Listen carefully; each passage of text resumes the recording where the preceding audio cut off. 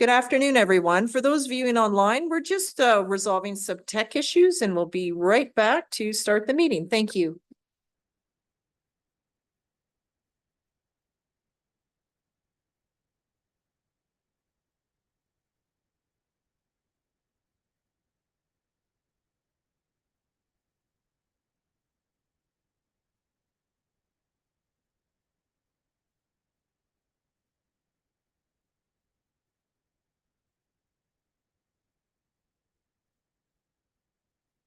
Okay, good afternoon, everyone. Thank you for bearing with us today. It is currently Monday, July the 15th, and I do wish to acknowledge and call today's meeting to order.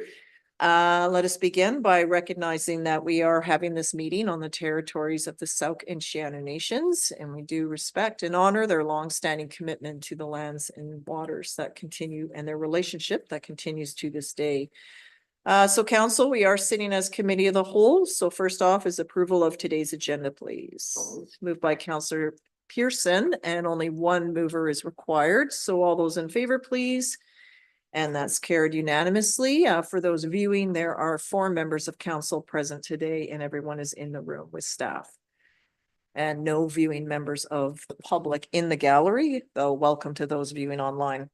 Okay, so that takes us right into 4.1, which is the Council Code of Conduct bylaw. And I'll turn this over to our staff to walk us through the report.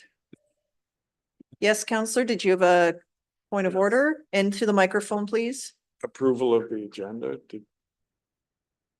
Did we did that? Councillor Pearson moved it and we all voted. So thank you. We're now into the report section. Thank you.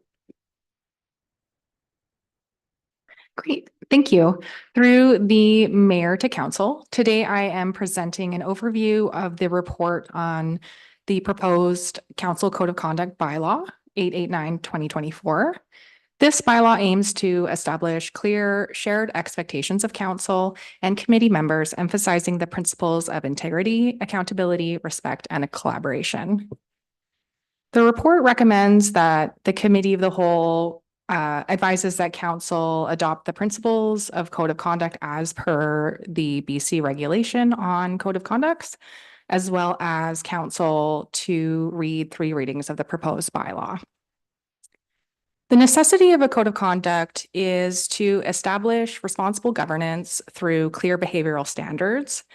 Initially, a code of conduct bylaw was presented in July 2023, and at that time, the bylaw was postponed and due to staff turnover, it has been a bit of a delay since it coming back. But since that time, staff have refined the bylaw since the version in 2023 and have benchmarked it against other local government code of conduct and UBCM best practices.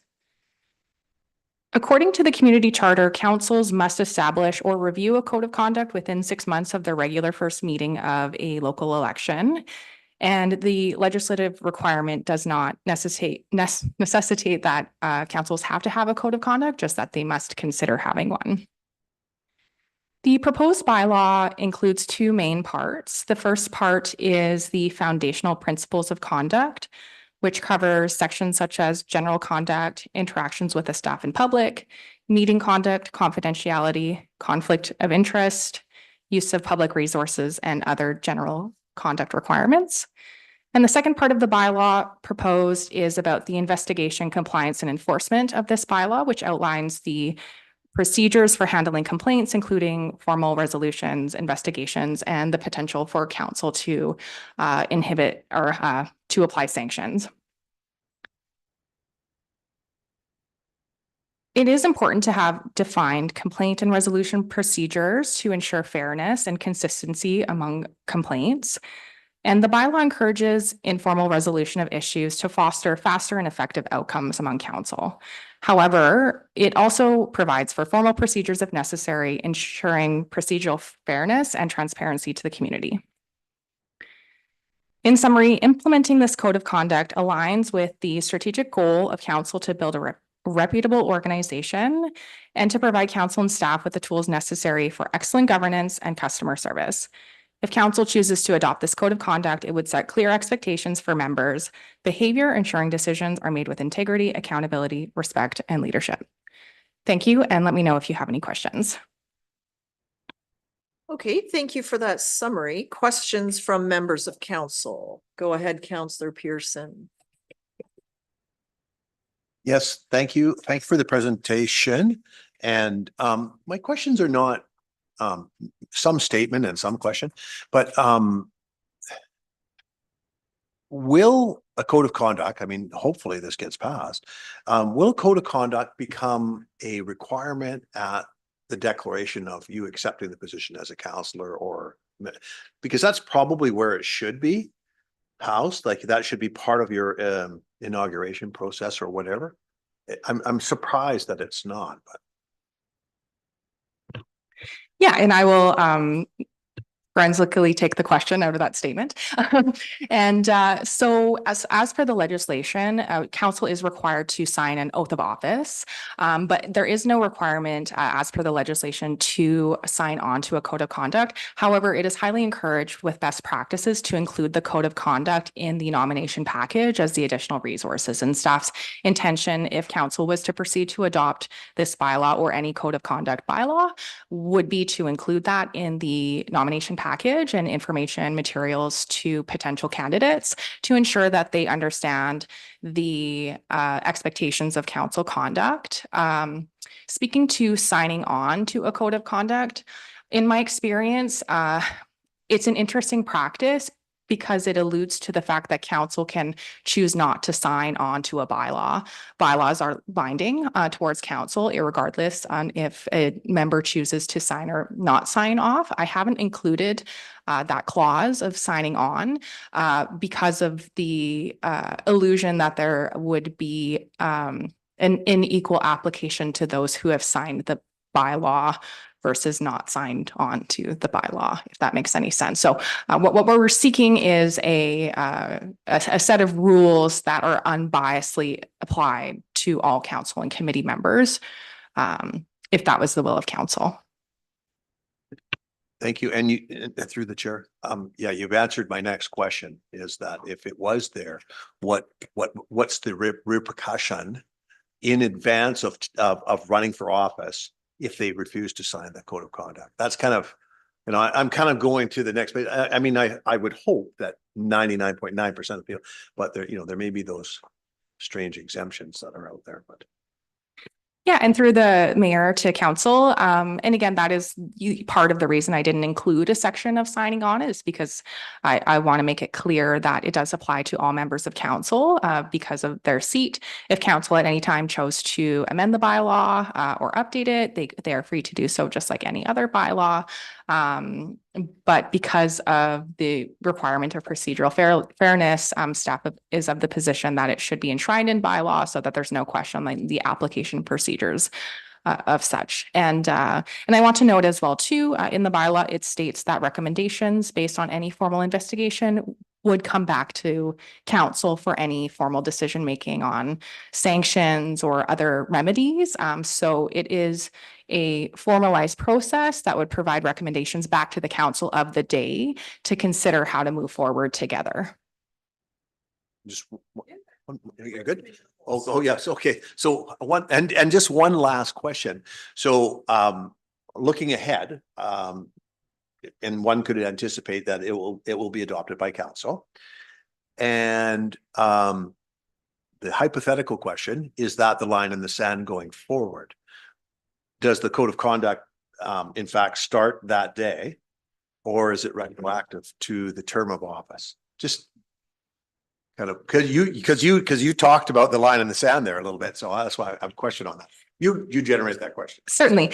So the principles of any bylaw is that it cannot be retroactive before the date. I think that the best way to move forward is to set out the healthy parameters of good governance and to have respectful and conduct with integrity moving forward. Of course, if there were any issues ongoing that perhaps had been an ongoing matter prior to the code of conduct, that would be up for the third party investigator to consider if one should look at ongoing behavior as credence for a different level of severity on their recommendations. But again, that would just form a recommendation back to council for their consideration. So that could be something council may want to consider in the scope of a remedy. But again, that's within the purview of council's decision making at that time. But in general statement, bylaws cannot be retroactively applied, and this would ideally set the stage moving forward. Thank you. Good answer. Okay, thank you. Other questions and comments we're in committee of the whole, so go ahead, Councilor. Fire away. That's good. I have a long rambling list here. I'm not sure they're in order. Thank you for the work in developing this. It's great. It's quite notably different than the one we received a year ago. When you say you reviewed it against other local governments, can you tell me what those other local governments were? I have reviewed several other documents, just taking a peek. What I have mainly formulated the Part 2 investigative procedures off of is the City of Kelowna's formal procedures. And I did find that it was comprehensive and very clear. And I did review a number of other bylaws just to see what the processes were. They're escaping me at this time. But the main meat and bones of the formal process was kindly borrowed from the City of Kelowna's work. Okay, and that's pretty much verbatim what their code is with some twists and Yeah, as part of the formal procedures, I also implemented the UBCM best practices as per their responsible working group. So it is a bit of a Frankenstein so I took the formal resolution process from the City of Kelowna. I took the UBCM best practices. I did a review of the last bylaw that was presented towards council to see if there was any applicable or interesting language to flush that out. And I did peek at a few other bylaws too, just to make sure I was on track with the general direction of the province and to see if there's any interesting wording. okay. And this new bylaw is very clearly defined in two parts, right? The principles and conduct, and then the actual enforcement and compliance investigation pieces. I note that, okay, let's reference this one. Existing policies in the bylaws. So under item 9, wait a sec.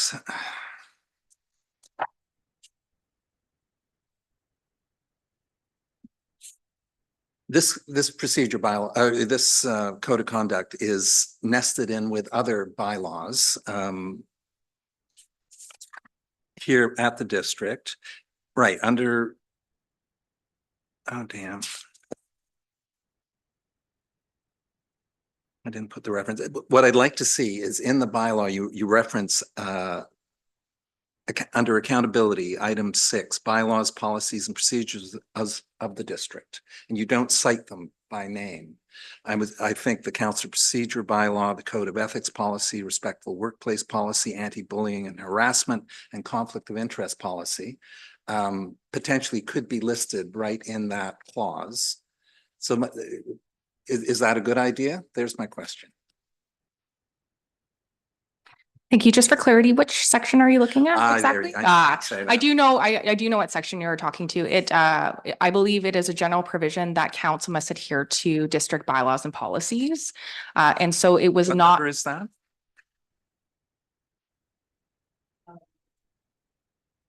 Yes, exactly. Item 9, page 7 of the code. Yes. Thank you. And so we did list just bylaws, policies, and procedures at the district in a non-exhaustive list form. As you know, often bylaws and policies are consistently updated, and council does have a requirement to adhere to the policies and bylaws of the day. Enshrining them within a list will be outdated probably next meeting. So it is a general provision. You will note that in a few instances, such as the conflict of interest policy or the respectful workplace policy, I did include a definition of what that means. And I cited that exactly with the provision that it includes the definition of the existing policy or as amended or superseded. So I didn't have that language to ensure that it's referring to the policy of the day and not necessarily our current policy. So again, we have many bylaws and policies that apply to council and the district. And so utilizing a non-exhaustive list seemed to be the easiest way to ensure that it's encompassing all the bylaws and policies without naming them explicitly. Okay, thank you for that answer. I disagree. I think in situations like this, we need to be able to see exactly what we're dealing with here at the district. That anti-bullying and harassment policy dates to 2011. Respectful Workplace 2011, Code of Ethics 2011. I don't know, I haven't been able to find the conflict of interest policy on the district's website. But perhaps, did we receive that in some sort of Just if I package? may, well, conflict of interest is more in the community charter or the local government act is what where conflict. We might, I don't remember all of them. Okay, I'm just a suggestion though, is that, you know, I hear what you're saying, but a new council, when they onboard, are going to receive orientation on all of these things. And those items may be upgraded and changed. So similarly, whenever we look at a fee, we have to do several readings of the fee bylaw. So this would constantly need to come back and be amended when anything in, or we add something new, then this would need to be changed. If we change the procedural bylaw, which we've done a couple of times in this term, this would need to change. So in this way, it's similar, it's citing those other policies and procedures as they emerge without having to then advertise and change this one each time. So if you look at, if we were at the start of the term, touching on what Councillor Pearson said, when you sign your oath of office, here's, and you would have been informed of this prior, maybe if you attended the workshop, then when you came in and you signed that oath, then all of these other materials, plus anything else the council of the day chooses, would all be done at the same time. So it could just create a lot of, you accidentally missed one, now we need to bring it back. And so how do we want to spend our council time? Yeah, those are good points. Thank you, So I think we're okay, Your Worship. but I just respectfully disagree No, with I the need to agree. list And them for that reason. I'll withdraw my disagreement. And yes, I see logic is there. And I'm sure Ms. Mogg will develop a page, code of conduct page, that will list and be easily remedied and amended. Well, conflict, just touching on conflict, that's an interesting one because it's a lot of the onus is on the council member to determine. It's like staff can't advise us when we are in and out of conflict. That is up to the elected individual to seek independent legal advice and to make that determination, because let's just say they were wrong, that could bring harm on both the council member and the district if a staff member were to advise that. So generally, I think it's hard to list a policy because there's so many different scenarios when it comes to conflicts.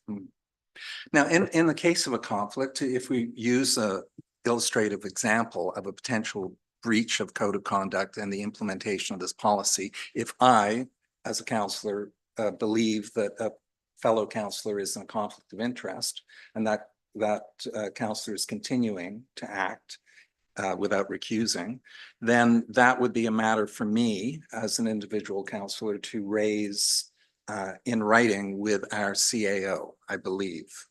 So let's play that out. Thank you for the question through the mayor to council.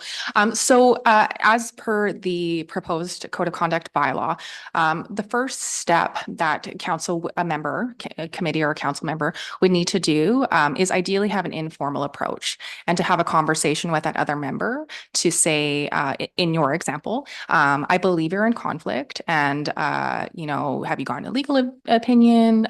These are the reasons why, and to see if informally the members can have that discussion. If that is not fruitful to have a resolution informally, at that point, the member could then come to, it's both the corporate officer and the CAO to submit in writing the formal complaint, in which case the corporate officer and the CAO together would look at the wording of the bylaws to confirm, yes, this is in breach of the code of conduct as it is written. And yes, you have in fact had an informal conversation if it is appropriate. If the severity were to be as such where an informal approach was not reasonable, then we could continue with the formal approach if that was the most appropriate.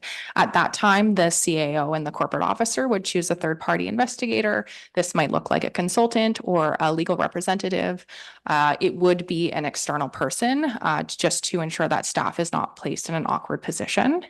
The investigator, who is going to be a third party, would then have the ability to conduct the formal investigation as per the requirements of this bylaw, including obtaining witness statements, looking for evidence, interviewing the complainant and the member who is being accused.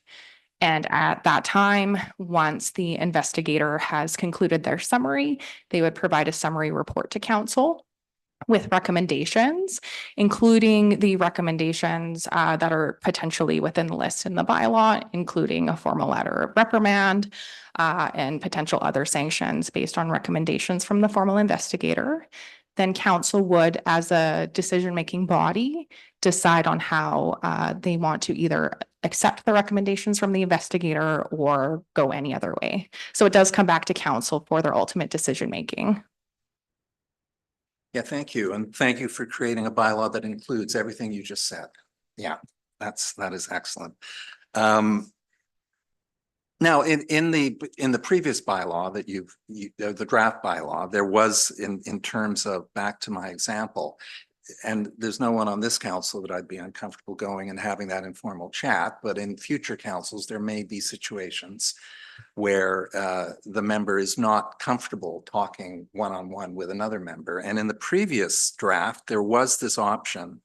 If the complainant is not comfortable with discussing the matter directly with the member, the complainant may inform the CAO of the allegation, and then the CAO may then agree to act as an advisory to aid the complainant.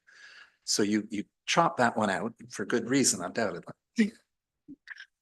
If I may, so the rationale for not including wording on that is it would put the CAO in an awkward position. The formalized approach is to ensure that staff is a neutral party to this, and aiding a complainant to address another member. I think it is not a good use of the CAO's power, to be quite frank. I do believe that it would place the member who is allegedly committing the breach, to be in a defensive manner. Whereas I believe that the rightful role of staff is to be neutral and to facilitate the formalized process and using, the third party investigator. And, if a member came to the CAO or the corporate officer, both of us, or one of us, if it involves the other, and said, I am being bullied and harassed, or whatever reason, a legitimate reason why an informal approach, I just could not do it, then we could still go to the formal approach. And there is wording to allow for that as well. But the quasi-formalized approach, I do believe, places staff in a very difficult position. Now, some codes, and I think the draft code as well, first draft, did reference the mayor as more of a, in his or her team leader role, as being able to be a bit of a go-between if counselors are in conflict, or if a counselor has legitimate concerns. Now, I think the mayor's role has been eliminated from this new draft. There's probably good reasons why a mayor should not be engaged in this. You might want to answer that. If I could just take a crack at the bylaw piece and if the mayor would like to speak on anything else. So the draft bylaw does indicate the mayor's powers underneath the community charter, which does include leadership among council, and also being able to direct officers as well as a few other things. And so it does refer to the leadership of the mayor. But again, the application of this code of conduct is intended to be applied equally among members and provide this formalized process, again, outside of the mayor or outside of the CAO in order to address conflict. And I'm not sure if the mayor would like to speak to any other piece of this. Nothing further to add. I just think it needs to just be a clean, fair process.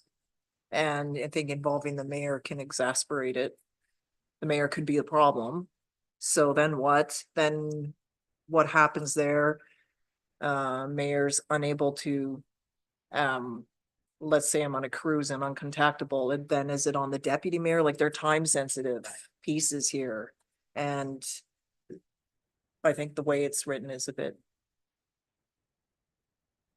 fair and clean.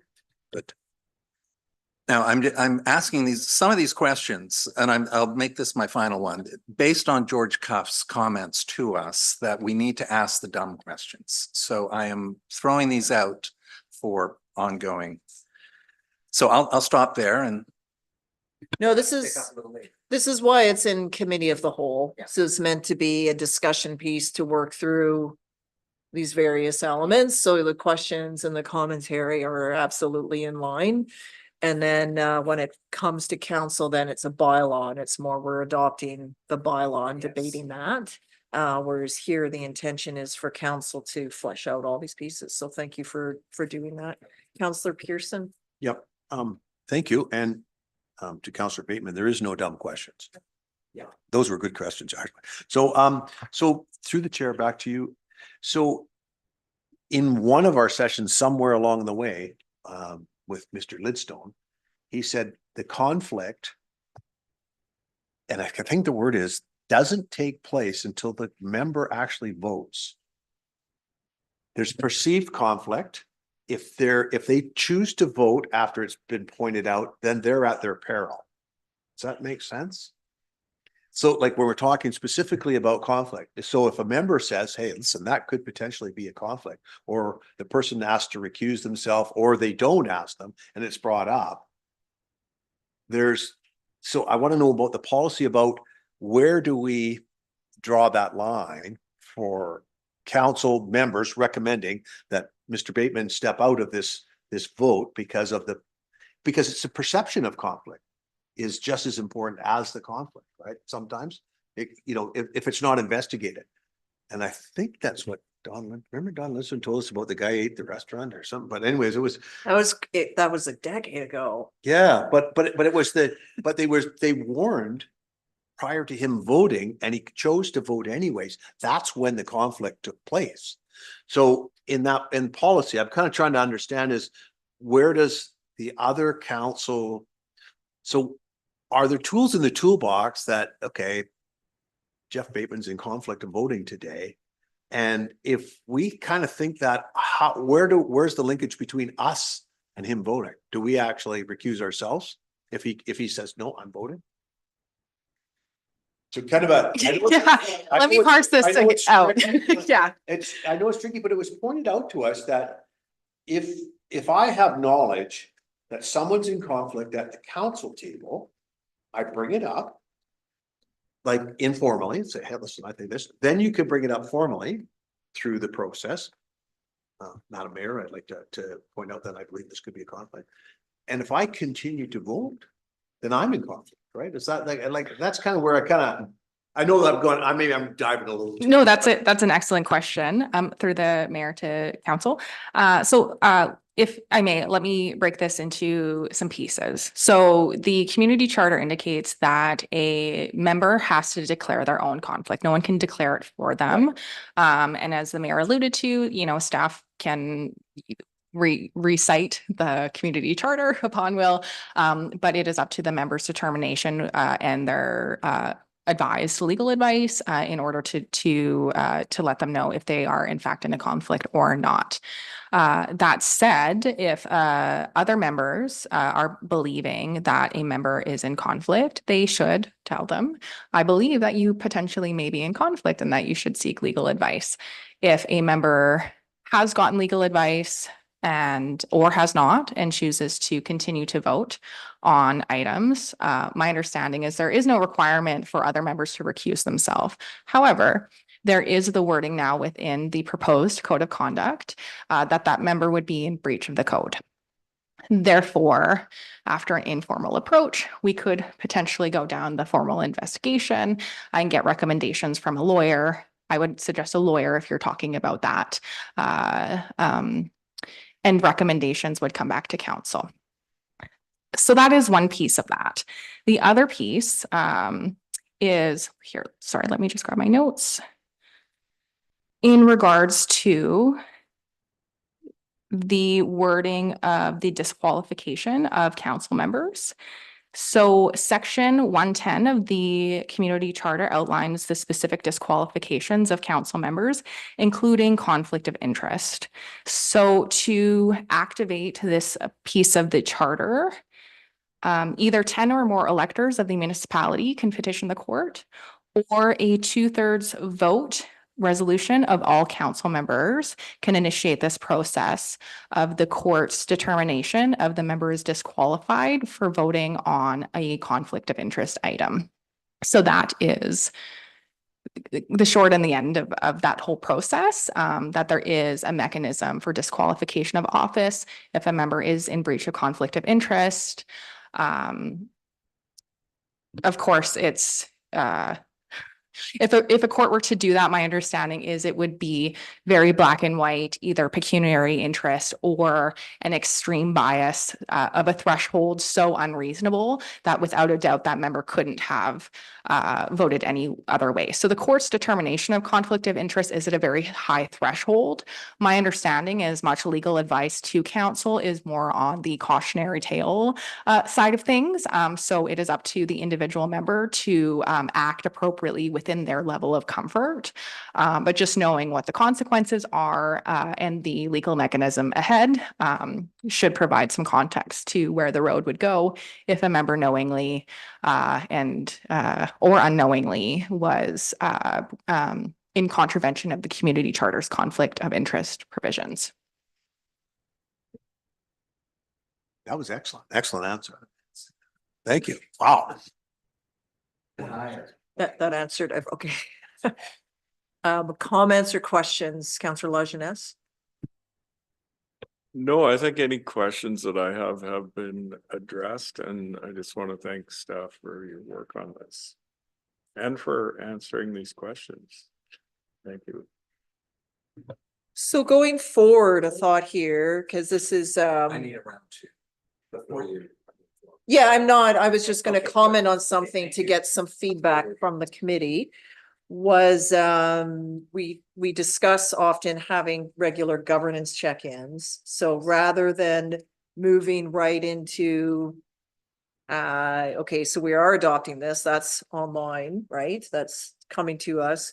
Is after that every few months is to actually schedule a governance check-in. How are we doing with the new code? You know, where there could be an informal way of saying, you know, we may have breached it on this or that unintentionally. So how do we resolve those things? Hey, did you know that maybe when you said this or that, it could have breached X? Rather than, because otherwise it'll just move to informal, can't resolve it there. It escalates right into investigation, right? Like that's how it goes. Whereas there could just be any member of council unknowingly, just out of habit, doing X that then triggers Y. And having that regular, how are we governing? What's working well? And it's timely because we have a draft strategic plan. As you all recall, we've onboarded a lot of staff. So just doing those check-ins on the governance side may be helpful as we go forward before they escalate into something bigger. And we've tried informally to get together, which is always difficult because everyone's busy. So a thought would be is that we just schedule it and make it happen in that way. So then we're not, oh yeah, we need to do a governance check-in. Who's available on this day? It just sort of provides time to just, because we're operating under something new, to get used to how it works. What are your thoughts about something like that, Councillor Pearson? I 100% agree with that, 110%. And I actually think that when a new council is elected, there should be a formal training process that is council 101. We go to, LA Mina and you're just newly elected and you're listening and you're drinking out of a fire hose for the first couple of weeks. But somewhere in that next 3 months attached to strategic planning, a session on the code of conduct, the code of ethics, and all of those things should be okay. You signed up to be a counselor. You've signed this. Do you know what you signed? And have live examples so that you're having a formal but informal, like a committee of the whole discussion, or even a get together or a strategic planning session that includes that basic training. Because it's often you're 2 or 3 years in and you realize, oh, well, this has changed. Because if this is new, so you think 2 years from now, when there's a new council in here, they should be, and I don't mean, and it sounds not quite right, but they should be sat down and said, hey, listen, this is the code of conduct. And here's what it means, whiteboard examples, and hopefully there's a blend of new and old council, that there's live examples. I think the training associated with it is just as critical as the check-in. The check-ins are absolutely essential for good governance, for us talking and just communicating in general. But an actual, I don't know, in the box, I don't know if there is one, but I mean, we could hire a consultant or we could task the CAO or something to do it, but it would be wonderful, I think. We would do it like, we've had some professionals come in and work with us in the recent months. And so I think going forward, it could just be part of the normal schedule of things. And even just, we've made changes now to our procedural bylaw as well. So it's an opportunity to say like, hey, remember council, when we're sitting as council, there's 2 moments, debate the issue, not to debate with staff, for example. You have up to this long to speak, because we're always talking about using our time effectively. So it's an opportunity to weigh in on all those things. And also, hey, when you said that, you kind of breached, this code of conduct. And whether, and it's not to attack anyone, it's just like, hey, just so you know, and then just sort of build that in. And then once it becomes built in for the next council that onboards, they would take their oath and they would go through not just the regional training, but here's the council here. They would receive hopefully training on this code of conduct in more depth in how it applies to Souk specifically, and then begin that whole onboarding. And then it's sort of this is a schedule of how things work.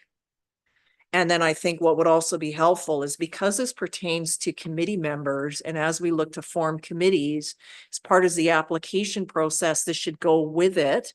They should read through and acknowledge that they can abide by it, and then provide that back to us, because they're not going to receive all of the same training that we have, but the expectations would be the same, that committee members are an extension of council, and therefore all of these apply to them as well. And if they're okay with that, then by all means, fill in the application form. Maybe that'll be part they've read to and agreed to X. I mean, it's similar terms of reference on any app that you download. You agree to these things, and this is what it means, because that work there applies as well. And then if they don't like it, then maybe don't apply for the committee. I don't know, but there's an option at the outset. You would need to abide by these, and if you don't like them, then don't apply. And then we could just go forward that way, because it's important that this room it's one equitable, all voices are important, and everyone feels respected and heard in this, and this is a safe space. Any committee work that we do is an extension of that, and we need to demonstrate this as well. So it's just easier sometimes in any way when you're working with humans, is that you understand the rules of engagement at the beginning and have opportunities to course correct along the way before it really escalates. Because unfortunately, when you hit the point of an investigator, it's escalated. It's expensive, it's public notice, so the public is advised of this. And it can begin to consume a lot of energy of everyone's, not just the council members present, but staff, the community. It's a big deal. So how do we find ways to course correct?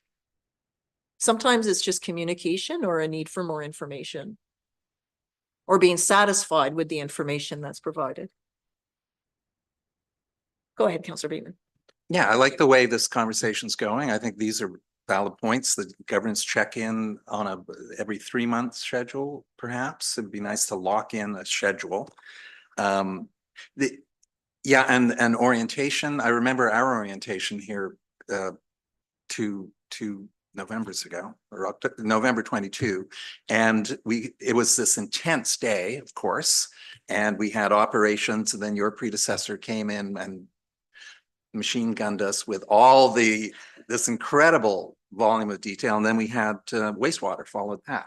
So everything was, so yeah, it's a big, the UBCM does have an online course. It takes about 90 minutes and you can just quickly utilizing these 4 main foundational principles that are at the heart of our document here and captured in one of these reports you've appended to this very fulsome agenda. Thank you for that. Also, the interesting thing for the governance check-in is if, say, I've been behaving in a certain way and no one's told me about it, and then on the day of the governance check-in, you know, I'm going to act that, you know, I'm going to regress. I'll become like the 8-year-old. I'll respond, you know, I didn't do that. Yeah, don't back me into a corner here. So how does one, if there have been behaviors over the 3 months between governance check-ins that they need to be addressed promptly, don't they? Well, then by adopting the bylaw, The code. there, yeah. pardon me, well, Yeah, this the does code. form, It is a bylaw. it is a Yes, thank you. bylaw, then that triggers it. It's set. Yeah. I mean, it should sort of come into play now because we're receiving it today and discussing it. Then that would be an opportunity, you know, for you to say, you know, Mayor Tate, when you said X, I felt this. Okay, now if I kept doing that. Right. So there's an opportunity to start that course correction immediately. Yeah. And then in the case of, you know, and then we get to the day and I start joking about whatever it was. It's like, this is exactly why we needed the code. And then together we're talking about X and Y. This is a problem. So like, what is going on with you? You know, I think this comes up immediately. And then by the way, the governance check-in, it's on not only this, but a number of things that we're doing. So I liken it to the game of Monopoly. Speaking of 8-year-olds, whom I'm playing said game with. Okay. And so it's always at the outset is we discuss the rules of the play. So, you know, when does money go into the free parking pot? When do you get that? And when do you buy properties and how does it work? Because when you're in the game, you know, it's like, well, what do you mean that's a rule now? You never said that then. It can really start to build up and usually end up in tears and with somebody walking away from the game or both players in timeout. So it's always just, okay, here's how we're going to do this. And then it goes from there. I'm not suggesting that this is Monopoly by any means, but it's variation. It's a variation because we're all coming together here as humans. We're making important decisions for our community.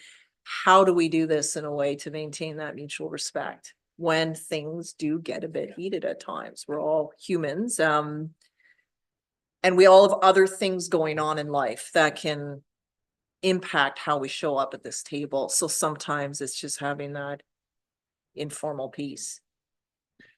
So it does come into effect immediately, and hopefully by the time a government's check-in, that has resolved, but it's also not to be weaponized. So the day before it's like, let me think about things that counselors have done and start listing them off. Yeah. That's not, Not fair. that's not reasonable either. It's not meant, you know, But I think if people are doing things that are really aggravating the community, then we need to have an honest conversation about that, on how we're all doing that. Because if I would say that 6 council members are at fault for doing X, well, I'm probably doing it too. So now all 7 of us are out doing X, and let's talk about that and how can we behave more professionally in the future. Over to Ms. Bagnall.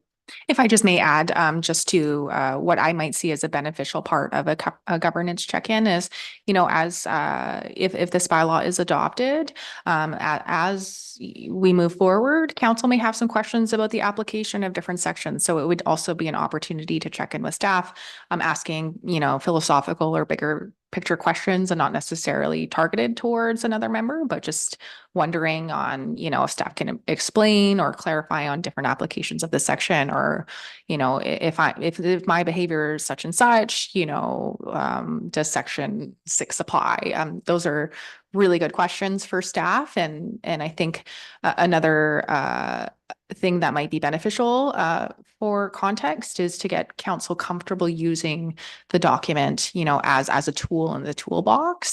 So it doesn't just sit on a shelf.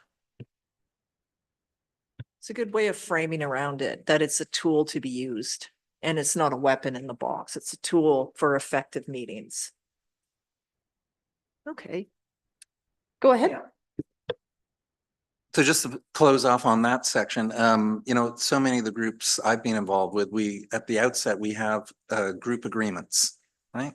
We sit down and just determine, you know, active listening. If you're talking too much, take a breather, any number of really good things. So here at the legislative level of the District of Sooke, it must be deeply more complicated and rooted in clear procedures for any number of outcomes. So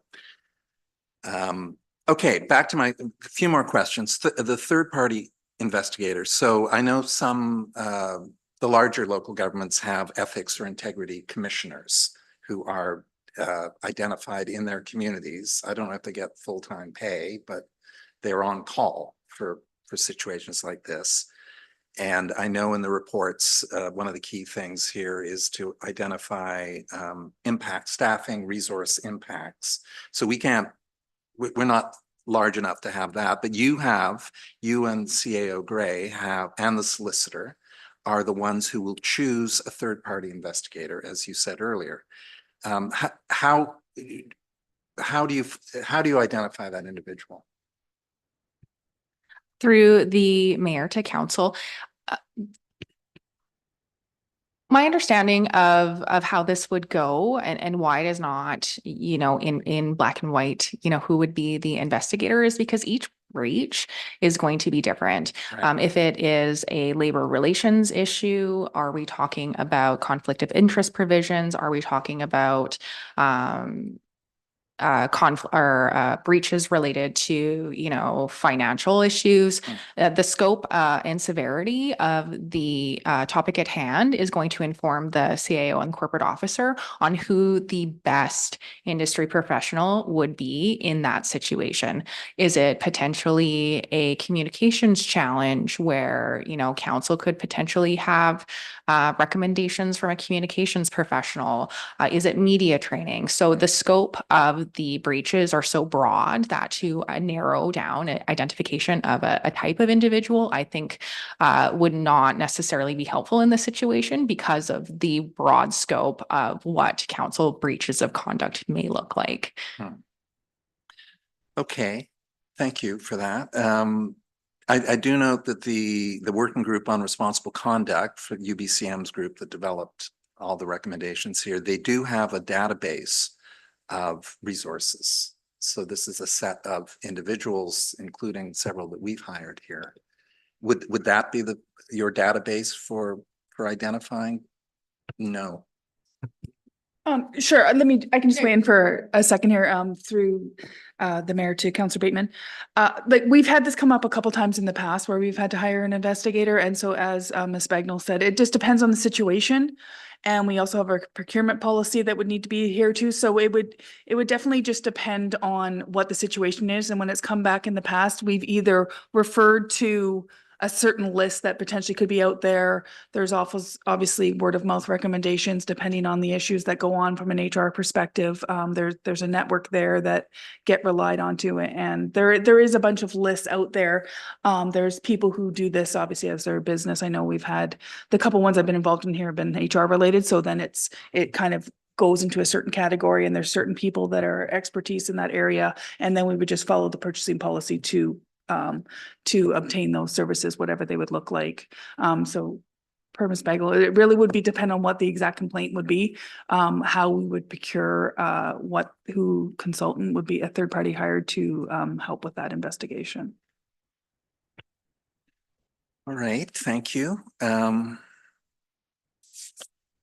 Now, this is very much a code of conduct for counselors, committee members, and staff. Correct? Oh, not the staff piece, but the staff.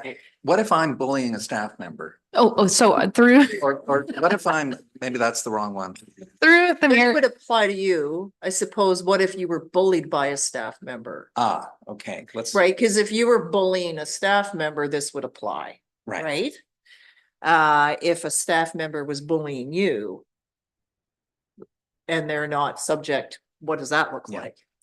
Yeah, so through the mayor to council to confirm, so this is a code of conduct for members conduct, including council members and committee members. Staff's role is to administer this bylaw unless explicitly stated, and that legalese is in there just because the CAO and the corporate officer do have some specific roles to play.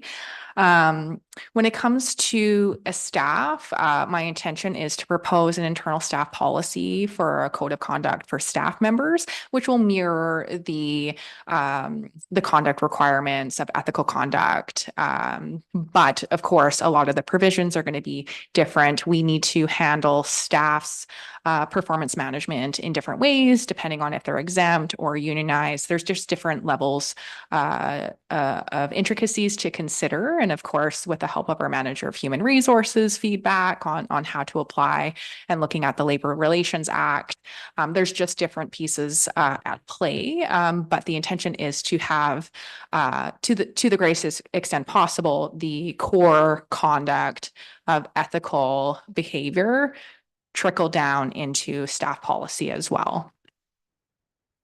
Okay, that's good. The BC Public Service has a code of conduct for its, so that might be a starting point. Now, interestingly, and this is in City of Victoria and elsewhere, there was quite a debate around whether members of the public could have some option. Clearly, this code does not include public complaints. Was any consideration given to including that in this bylaw? My philosophical position is that council, and the courts have agreed that council is responsible for setting the procedures to conduct themselves. So this code of conduct has been made in that spirit, that council is the elected representatives of the community and responsible for governing themselves. We do have a separate complaint policy in which explicitly states that community members can complain about staff and council members, and there is different mechanisms for that complaint. But that is separate than the rules of conduct established by council for council.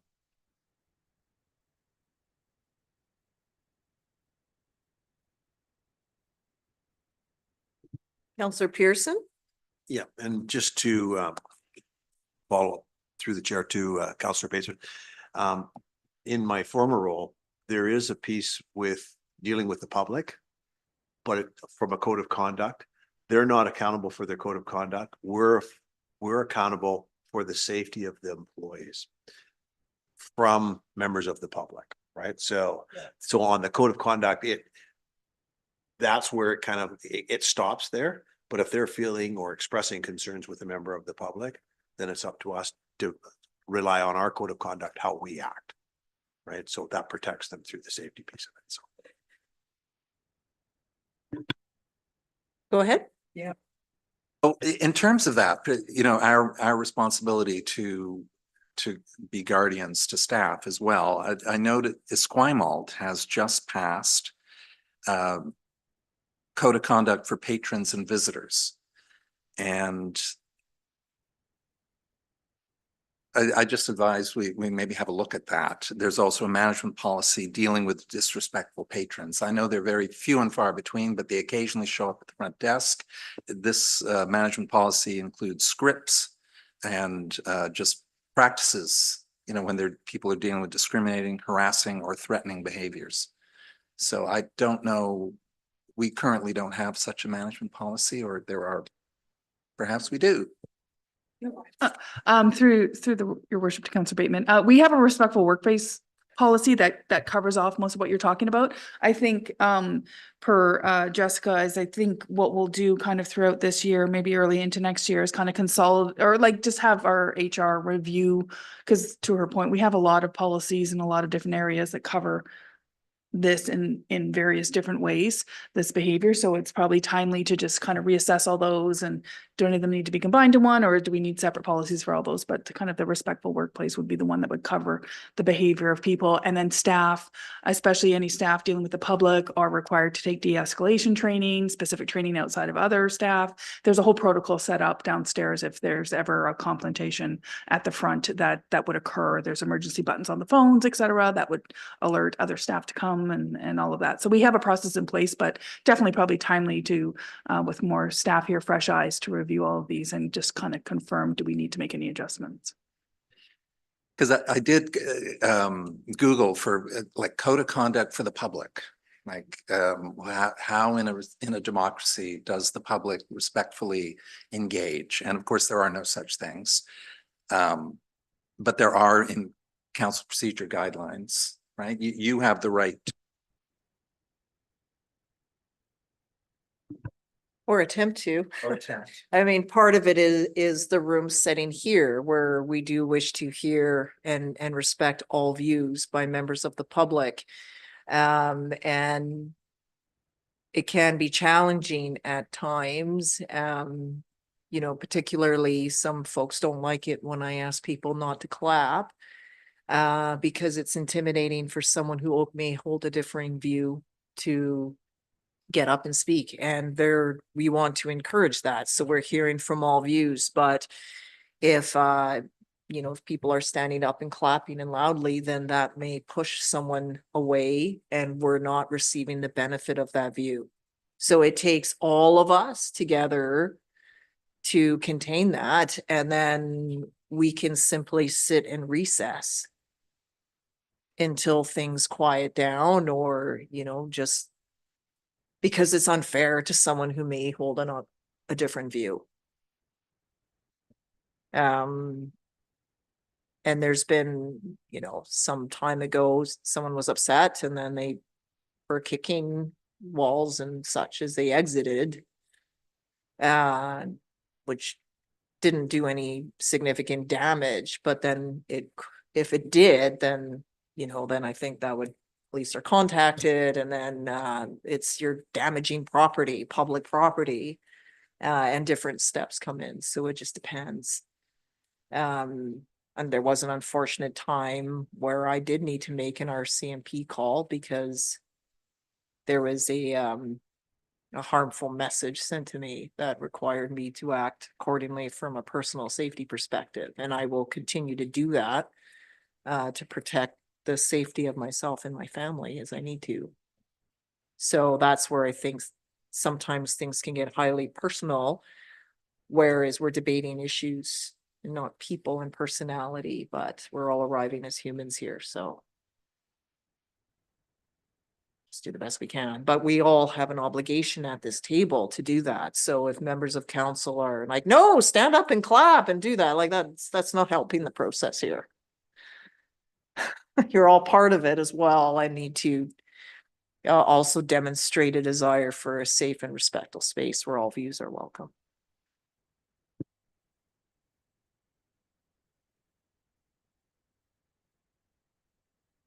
Suppose that's why mayors are doing this. Here's my You know, but in Googling that, item, all the articles that came up around the death of civility and the mayor of Gatineau retires early, 3 years early, because it's been such a wild ride for her. And I just, let's all be kind or be, listen, or 3 in British Columbia. Yeah. So fortunately not here in Souk, touch wood, bang gavel. Well, and I think since I first got elected, when I first got elected, I had a flip phone. I had a flip phone that I made phone calls on. That's all it would do. It didn't text, it didn't take pictures, it didn't do anything other than you could hang it up by closing it. You know, when you slam the phone, you flicked it close. And now it's evolved to this computer that can find me anywhere, and anything and everything comes in this way. So it's dramatically different in how we're communicating, where we're getting news from. And that's where I really appreciate the work of our staff, just having a place where this is the district's communication coming out.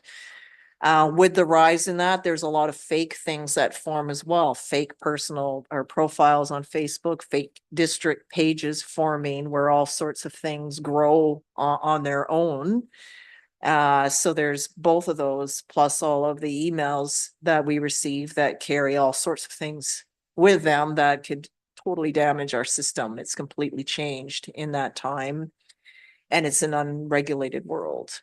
Where things, and now even Canadian news content is blocked on some of the pages that people do seek to find news. So it's intensely challenging. And some of it is great and some of it I don't like, especially when made up stuff about me circulates on what I'm doing. And it's very difficult to change anything because those posting it don't believe it or look at it anyway. So it still comes up that, for example, that I did not attend our coffee with council gathering, and shame on the mayor for not being there. And will she even be at this or that and the rest? Well, I looked at my attendance. I've missed 2 council meetings this year. A few others I attended virtually, but I only missed 2. And the reason I missed that day was because it was the last day my father was alive. I shouldn't have to explain that to the members of the public, but they still take it and use it in a negative way. Going as far to say that they're going to show up at my home. So it puts me on edge, and I can appreciate why others are choosing to exit office or don't want to serve, because it's grown like that in this angry rage machine that's unregulated. So it's a growing concern for sure. It was almost easier when I had the flip phone. Still have it, just can't use it. So, but anyway, this here, that's a bit off topic, but it's one that bugs me because of something I received earlier today. But that's just the way it is. And for some, it's how they wish to express themselves. And I guess I can exercise the right not to read it. But I did, obviously, because I'm responding to it. So anyway, I think this here is on how we govern ourselves. And I think as we model that, then that's basically what we can strive to do. And hopefully from that leads to a kinder and more respectful and inclusive reality for everyone that everyone benefits from. Anything else from members of council? I see a member of the public has joined us today. Thank you very much. Do you have any comments that you would like to come and make? Please do so. We are, there was just the one item of business today, which is the council code of conduct bylaws. So we've been just going through different scenarios, questions and the like. But please turn it on. Introduce yourself, Mr. Anderson. Hi, it's Steve Anderson, Souk BC. Good afternoon, mayor, council, staff. Just happened to have the afternoon off and knew the meeting was coming on and about code of conduct, and I could babble forever. I just want to say you guys are like the end. Amongst all the groups in Souk area, all the nonprofits I've worked with for many years and this and that, and you guys seeing, there's I seriously, I could do like a reality TV show called Charity Wars. It's like everyone's at each other's backs, and 99% of the time it's like personality problems. That's what it's going. And you guys, it's just, and it's sad sometimes where there's, a bunch of good ideas, and then but it's that bad personality conflict, something, then everything goes down the tubes. And but with all the charity groups, non-cooperative groups, entertainment groups around, that happens. It's funny enough, sometimes something better grows out of it. Like I used to be a Cigar players, and out of there, there's, to be honest, there was conflict before, but out of there, all these other groups grew. At least 3 directly from, those days. So, but if there's things that are wrong, people can just leave. The groups will carry on. But you guys are like the end. You guys, have the whole all the souk on your shoulders. There's nowhere for you guys to go. It's all 7 of you. So I appreciate what you guys do, and I'll confess, from a psychological steadying people, I've been kind of watching you guys form as a team, even a couple years ago when you started, and many years ago, and different personalities kind of come and go. And there's one, I won't say any names, but to do with personality types, like there's like brash personalities, I guess. And there's been people on the set, on council, and problems with staff in the past, and there's different would I be able to get a small extension? Yep, you can Yeah, keep speaking. Thank you. And I've seen, I'll say, those type of people. There's soft personalities, harsh personalities, but sometimes might be a harsh personality that they have the right idea. You know what I mean? Like but they get ignored. They kind of, they leave, and then that someone, with not so good of ideas, they come, they got the nice charm, and they get what they want. I've seen that happen, many times, and it's, that's, and with, I'll mention ex-counselors, but, I've almost seen that tension going here sometimes at the last meeting when it went after 11 o'clock, and there's proposals about fixing Sioux Road, from a name out of Langford, but then another proposal about let's get everyone together and I was almost seeing like a bit of a miss of the camaraderie between the council and the mayor. And so yeah, I just got one thing to say. If you get a chance to get together, like all of you guys, because this is the staff, you guys do stuff by the book. But this council, the mayor's always said, the council represents the feelings, the emotions of the people of Sioux. And I also see your guys' emotions. So that you guys, your 7 personalities, emotions, that represents what's in Sioux. So yeah, the only thing I would say is a great job. And if you ever get a chance, hang out a bit more personally, go get together, shoot some tequila shots or whatever, and things like last, like I'd seen 2 smart people, Councillor Pearson and Councillor McMath, 2 different ideas, almost a little bit of time wasted. Things like that could be planned, plan an event where we do this great idea and that great idea put together. But yeah, anyways, that's it. Everyone has a good day. Thanks. Well, thank you for joining us today. We appreciate it, and your attendance at other meetings as well. Thank you very much. So there are no other members of the public here. So does council have anything further that they would like to ask on this? Are you prepared to go ahead with the recommendation? Okay, seeing some nods there. Anything last? Yeah, Go I'd ahead. like to amend this recommendation just slightly. Okay, what? Well, it says a council members, so it's really council and committee members. Is that not true that we need to add and committee members to each of these clauses? Oh, I see. Through the mayor, to council. So, no, because the legislation simply states that before council adopts a code of conduct, the only body that can adopt this code of conduct, they must consider these principles in the regulation. So it's about council's consideration of integrity, accountability, respect, and leadership and collaboration. So that is just enshrining the requirement for council's consideration of this regulation before adopting the bylaw. Okay, so go ahead, Councillor Pearson. just gonna make motion. Okay, we can't hear a word you're saying. Oh, yeah. I was gonna make a motion that the committee of the whole provide the following recommendations to council.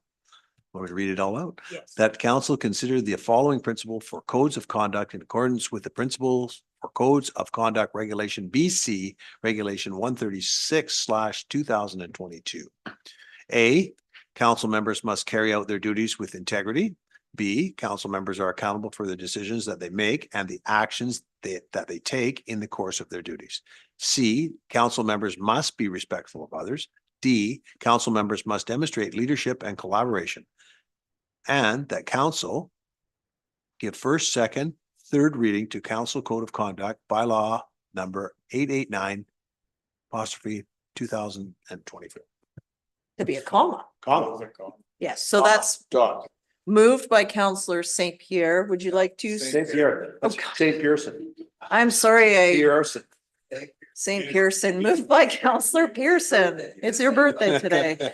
Okay, my need a apologies, second. Counselor Pearson. We don't require a seconder. Would you like to speak to this? I have 2 words. About time. That's it. Excellent. Okay, anything from anyone else? Counselor Bateman's good. Counselor Lajeunesse? No, we're here. I think part of it, just to your about time was sort of there was a strategic, I can sort of see a strategic layout, governance workshop, strategic planning, code of conduct going forward, then a plan coming forward. So sort of like you could see all the pieces in a greater element. But yes, we're here now. All right, I'll call the question. All in favor, please. And that's carried unanimously. Thank you very much to the corporate services team for putting this all together for us. And on that note, then it would be the July 15th, 2024 committee of the whole meeting be adjourned, please. Moved by Counselor Bateman. All those in favor, please. And that's carried unanimously. Thank you, everyone. This will come to our regular scheduled meeting on July 22nd. It starts at 6 o'clock. That is a change, 6 o'clock in chambers.